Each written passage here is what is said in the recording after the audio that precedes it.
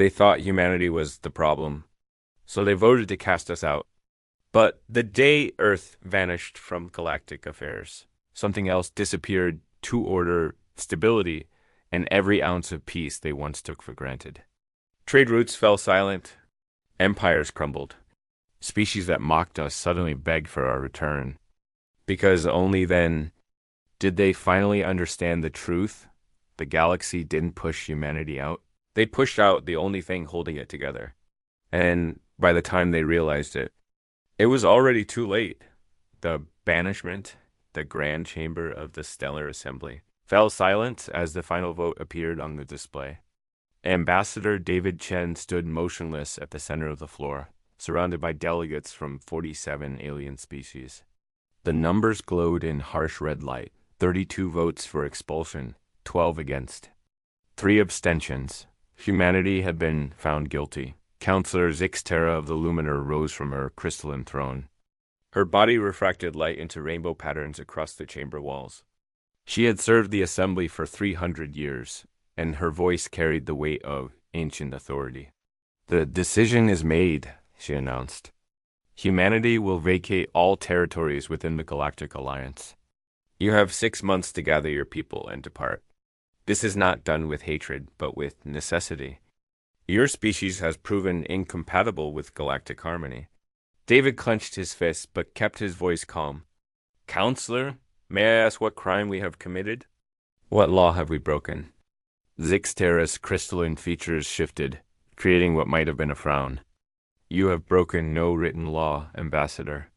But your presence disrupts the natural order. Everywhere humans go, change follows. You question traditions that have stood for millennia. You challenge hierarchies that maintain stability. You introduce concepts that confuse our citizens." From across the chamber, Speaker Vormak of the Callan Collective clicked his beak in agreement. His species resembled giant birds with scales instead of feathers. "Humans work too hard," he said. "You make others feel inadequate. Your can-do attitude makes my people question why they accept limitations. This causes social unrest." David looked around the chamber, searching for allies. He found few friendly faces. Scholar Nimbra of the Aquarian Depths raised a webbed hand. "I voted against this," she said, her voice bubbling through her translation device. "But I am in the minority. The Assembly fears human influence. They say you are like a virus, spreading through our cultures and changing them from within." "We share our knowledge freely," David protested. "We help those who ask for help. We work alongside your people as equals." "How is this wrong?" Zixtera's light patterns shifted to a cold blue. "That is precisely the problem, Ambassador. You work as equals with species far older and more advanced than your own. You do not know your place. You act as though 500 years of space travel makes you peers to civilizations that have explored the stars for 10,000 years. Perhaps age is not the only measure of worth." David said quietly. The chamber erupted in angry voices. Delegates shouted in languages his translator could barely keep up with. The Luminar counselor raised her hand, and silence fell again. "You prove my point," Zixtera said. "Even now you challenge us. Even now you cannot simply accept the wisdom of your elders. This is why humanity must go." David took a deep breath. He thought of the millions of humans living on Alliance worlds. The doctors healing alien patients. The engineers maintaining stations. The teachers educating children of dozens of species. The diplomats preventing conflicts before they started. "We will leave peacefully," he said. "But I want you to remember this moment, Counselor. Remember what you are throwing away."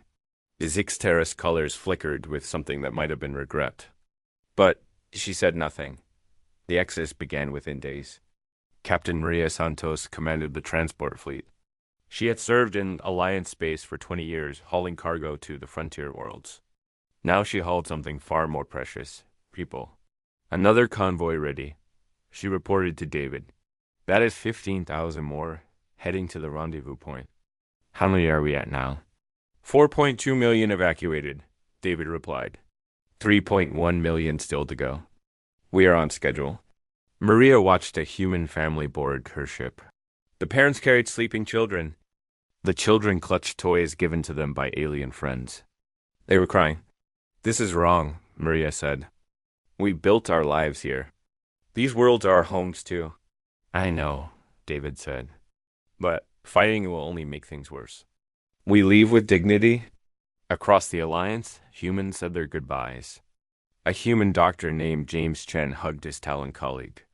They had worked together for 15 years, developing treatments for cross-species diseases. "I do not understand," the Talon said. "You have got nothing wrong." "Why must you go?" "Because they are afraid," James said. "Fear makes people do terrible things." On the mining station of Keyless 7, human engineers trained their replacements.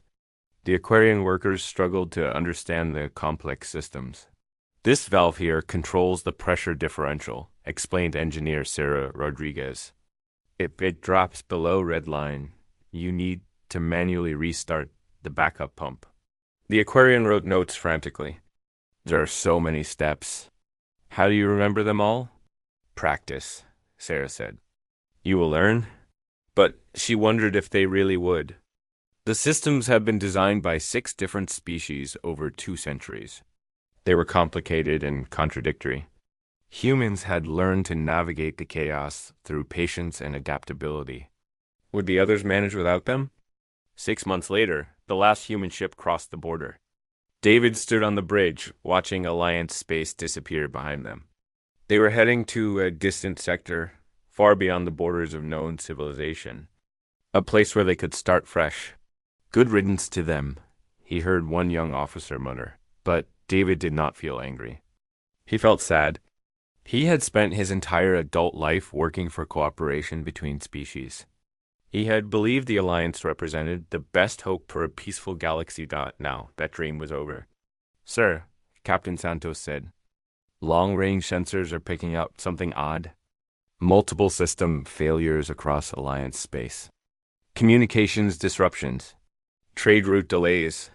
David frowned. "We just left. They cannot be falling apart already?" But somewhere in his heart, he suspected they could. The Galactic Alliance had just made the worst mistake in its long history. They simply did not know it yet. The humans sailed into the darkness, carrying with them something the aliens had never appreciated: the ability to make impossible things work. Soon, very soon, the Alliance would learn what they had lost. The Collapse 3. Years had passed since the last human ship vanished beyond Alliance borders. Counselor Zixtera stood in her private chamber, staring at reports that made no sense. The numbers were wrong. Everything was wrong. The Galactic Alliance was dying. It had started small. A shipping delay here. A communication error there. Minor problems that seemed unrelated. But the problems grew. They multiplied. They connected in ways no one had predicted. Zixtera's assistant, a young Luminer named Kelvin, entered nervously. "Counselor, the Talon Collective has reported another famine. Their food distribution network has completely collapsed. 12 million are starving. How is this possible?" Zixtera demanded. "The Talons have managed their food systems for 6,000 years. They managed the production," Kelvin explained. "But humans managed the distribution. They coordinated shipments between 40 different worlds. They adjusted routes when problems occurred. They found solutions when the algorithms failed. Without them, the system is too rigid. Ships arrive at wrong locations. Food spoils in warehouses while people starve." Zixtera felt her crystalline structure vibrate with stress. "What about the Aquarian medical crisis?" Kelvin's colors dimmed. "Worse. Death rates have increased by 30%. The diagnostic systems work perfectly, but they only detect known diseases.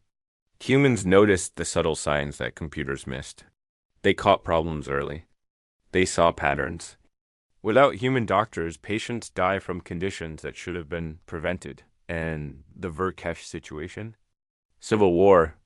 The Verkesh and the Dralith have been fighting for 2 years. Without human mediators, every diplomatic meeting turns into a shouting match. No one can translate intentions anymore. They only translate words. Zixtera slumped into her throne. Reports flooded in daily. The galactic economy had contracted by 40%. Research stations sat empty because different species could not coordinate their work. Trade routes that had operated for millennia were abandoned. Crime rates soared as law enforcement systems failed. Speaker Vormak arrived for an emergency meeting. The proud Talon looked diminished. His scales were dull, his posture defeated. "My people are dying," he said without preamble. "We need help." "We all need help," Zixtera replied. "The question is where to find it." Vormak clicked his beak nervously. "There's only one answer. We must find the humans." Zixtera had known this moment would come. She had resisted accepting it, but reality could not be denied. The Assembly will never agree. To admit we were wrong would destroy our credibility. What credibility? Vormak snapped. Our civilization is collapsing. Billions are suffering. Pride is a luxury we can no longer afford. High Scholar Nimbra joined them via hologram. Her image flickered with power fluctuations. Even basic technology was failing now. "I have located them," she announced. "The humans established a settlement in the Outer Veil, the region we declared too dangerous to explore." "Of course they did," Zixtera muttered.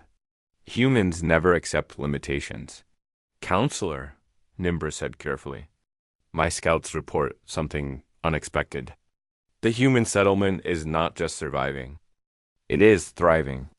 They have built stations, established trade routes with independent species, created medical facilities and education centers.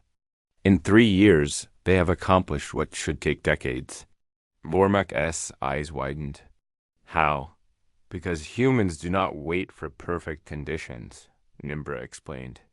"They work with what they have. They improvise. They adapt. They cooperate across differences without needing ancient protocols to tell them how. The very qualities we call disruptive are what make them successful." Zixtera made a decision that would haunt her forever. "Prepare a delegation. We will go to them. We will ask for their help. Will they help us?" Kelvin asked. "After what we did to them?" "I do not know," Zixtera admitted. "But we must try." The delegation ship traveled for 3 weeks to reach the Outer Veil. When they arrived, what they found shocked them to their cores. The human settlement was beautiful. Dozens of stations orbited resource-rich asteroids. Ships moved with purpose and efficiency. Even from a distance, they could see the signs of a functioning civilization. Ambassador David Chun met them in a simple conference room.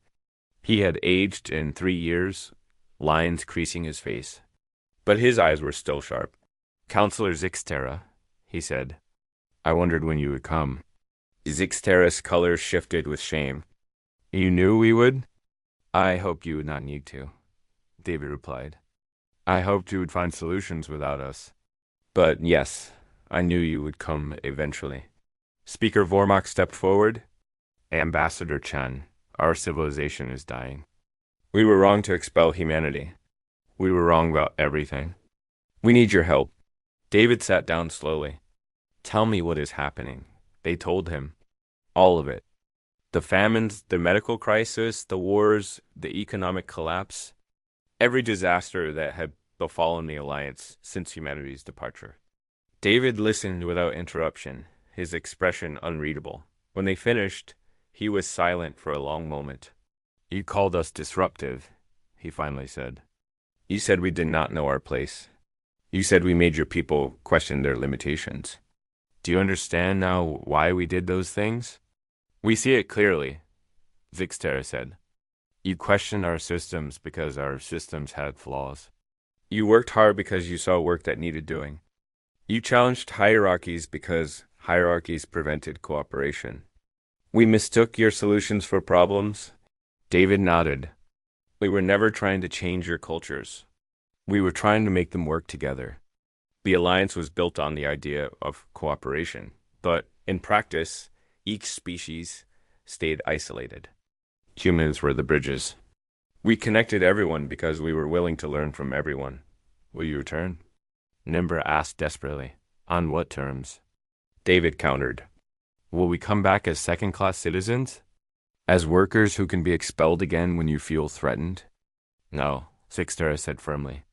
We propose a new alliance, one where humanity has equal voice, equal authority, equal respect. We were foolish to think age alone grants wisdom. We need your perspective. We need your way of seeing problems. David looked at his colleagues. Captain Maria Santos nodded. So did the others. We have conditions, David said. First, every species gets equal representation. No more ancient races and younger races. Just partners. Agreed. Second, decisions are made by consensus, not by tradition. If something does not work, we change it. Agreed. Third, there will be a monument on every Alliance world. A reminder of what happens when fear overcomes cooperation. This mistake must never be repeated. Zix Terra's colors dimmed with shame. Agreed. We will call it the Memorial of Folly. David stood and extended his hand. Then humanity will return. Not as your saviors. Not as your servants. As your equals and partners. Zix Terra reached out, her crystalline hand meeting his flesh one. The touch was awkward, strange, but it represented something new. A true partnership built on mutual respect. The return took 6 months to organize. Humans came back to Alliance space in a massive convoy. But this time, they came as equals. They helped rebuild the systems, not as workers following orders, but as partners making decisions. The food distribution network stabilized within weeks. Human coordinators worked alongside Talon managers, teaching them flexibility while learning their organizational skills. The medical death rates dropped as human doctors returned. This time, training others to see what computers could not detect. The war between the Verkesh and Dralith ended when human mediators helped both sides understand they were fighting over a misunderstanding. Not a real grievance. Slowly, painfully, the Galactic Alliance healed. 10 years later. Counselor Zix Terra stood before a new monument. It showed 2 figures, a luminar and a human, hands clasped in partnership. The inscription read, "We pushed away our bridge and nearly drowned. May we never forget the price of pride." Ambassador David Chun stood beside her. They watched young beings of multiple species play together in the plaza. The children did not see differences. They saw only friends. Was it worth it? Ixtera asked quietly. The suffering we caused to learn this lesson? David was silent for a moment. No, he said honestly. But we cannot change the past. We can only build a better future. Zixtera's colors shifted to warm amber. Humanity teaches us strange things, like forgiveness. And you teach us strange things, David replied, like patience. Together, they watched the children play beneath the monument. A reminder of failure, a promise of hope, and proof that even the worst mistakes could become the foundation for something better. The Galactic Alliance had nearly died. But from those ashes, something stronger had emerged. Not a hierarchy of ancient races ruling younger ones, but a true partnership where every voice mattered, and differences were celebrated rather than feared. Humanity had been pushed out. The galaxy had collapsed. And both had learned the most important lesson of all. Civilization is not built on sameness. It is built on bridges. And sometimes the best bridges are built by those willing to stand in the middle.